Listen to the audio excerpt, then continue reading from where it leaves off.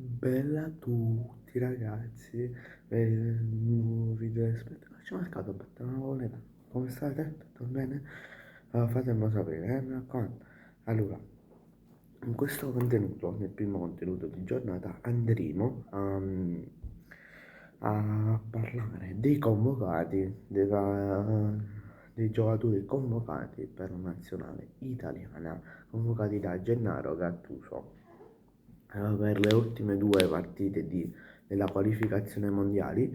Vi ricordo che la prima si qualifica direttamente, la seconda classificata vai playoff e la terza e la quarta escono direttamente. Al momento l'Italia nel proprio girone è seconda con la Norvegia prima.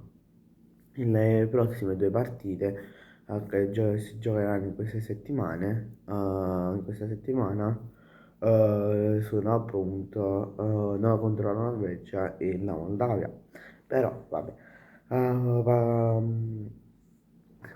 partiamo subito dai convocati, dai portieri convocati per la nazionale. Allora, i portieri sono Caprile, Carnesecchi, Vicario e Donnarumma.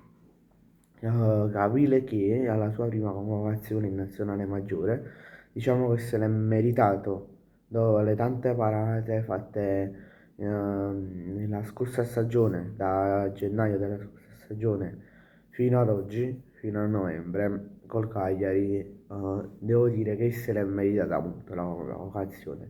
Io avrei convocato ancora Di Gregorio, però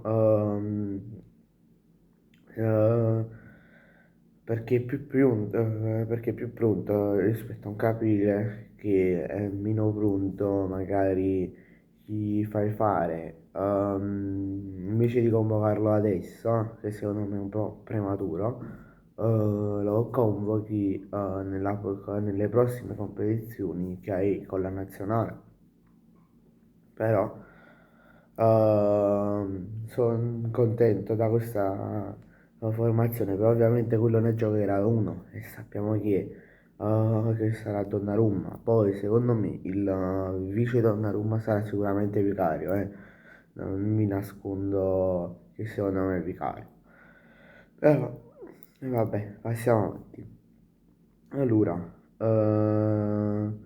come difensori abbiamo Bellanova, Buongiorno, Calafiori, Cambiaso, Di Lorenzo, Di Marco, Gabbia e Mancini. Poi a centrocampo Gattuso ha scelto di convocare Barella, Cristante, Frattesi, Locatelli Ricci, Tonali e Tonali. Io sono molto contento da questa formazione, però ovviamente ne giocheranno ehm, tre più che altro. Eh, ne giocheranno tre sicuramente. Secondo me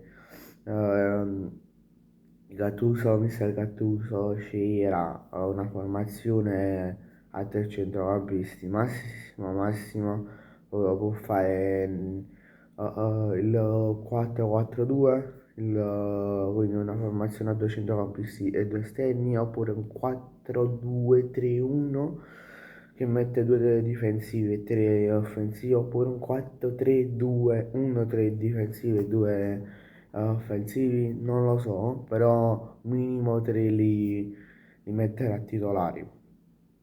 Poi in attacco ha scelto di convocare Zaccagni, Scamacca, Retegui, Raspadori, Politano, Orsolini, che tra l'altro è uno stato di forma pazzesco, Esposito e Cambiaghi.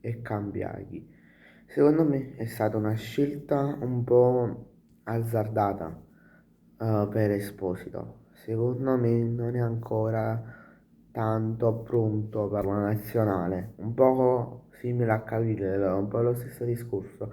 Magari andava a chiamare un altro che ha un po' più di esperienza in nazionale e appunto prima di chiamarlo, di chiamare Esposito nelle prossime competizioni fai giocare, magari chiami in nazionale prescinde uno che ha più esperienza in competizioni nazionali.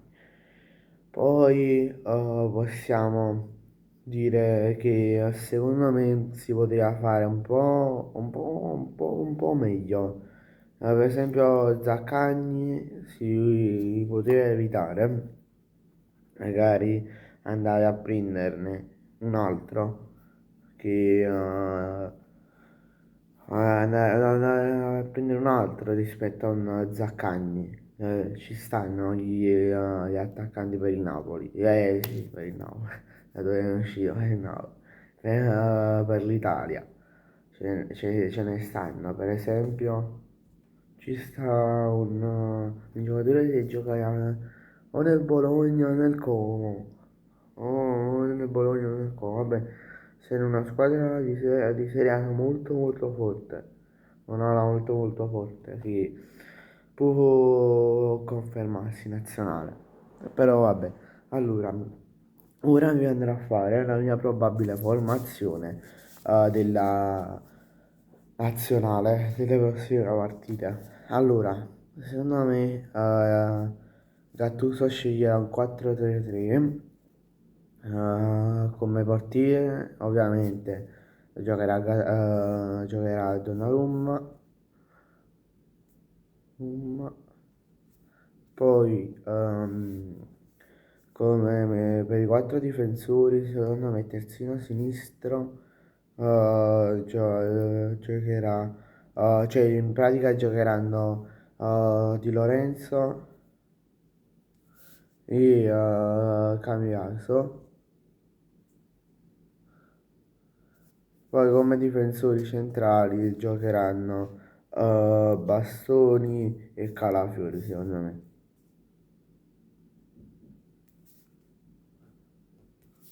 Poi a centrocampo a 3 ovviamente, e secondo me sceglierà un centrocampo composto da Barella, poi Frattesi e Tonali. E poi come ala destra sceglierà Orsolini, poi metterà a sinistra Politano,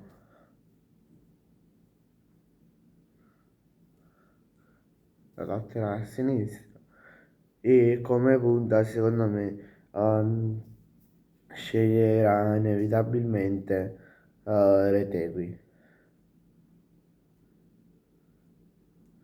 che sta giocando bene nonostante sul campionato dove giochi non è molto seguito, non ci sta tanta concorrenza, quindi però nonostante ciò in nazionale almeno ha sempre fatto bene.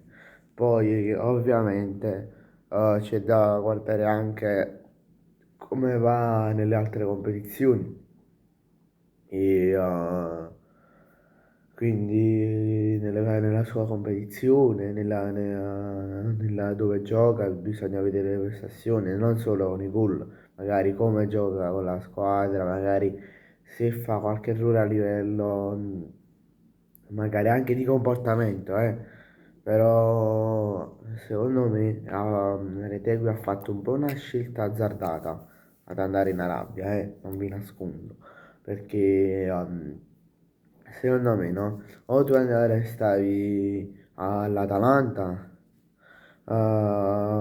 oppure magari andavi in un'altra squadra in Italia, in Europa, non lo so, per esempio, no? In Napoli poteva invece di prendere un Lucca, poteva andare a prendere un Retegui, come facendo questo scambio qua, a Spadori, che era anche nel mirino dell'Atalanta, poi sappiamo tutti dove è andato all'Atletico, poteva fare, visto che il Napoli Raspadori lo valuta a circa 35 milioni, poteva fare, dire io ti do Raspadori che tu lo vuoi e io ti chiedo Retegui che tu lo valuti 60 milioni, io Raspadori lo valuto 35 milioni.